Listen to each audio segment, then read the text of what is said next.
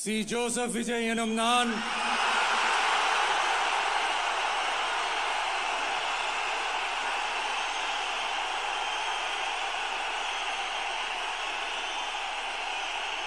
சட்டப்படி அமைக்கப்பெற்ற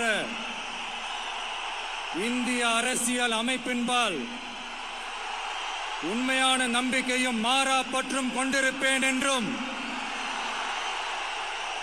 இந்திய நாட்டின் ஒப்பில்லாத முழு முதல் ஆட்சியையும் ஒருமையையும் நிலை நிறுத்துவேன் என்றும் தமிழ்நாட்டு அரசின் முதலமைச்சராக உண்மையாகவும் உளச்சான்றின்படியும் என் கடமைகளை நிறைவேற்றுவேன் என்றும்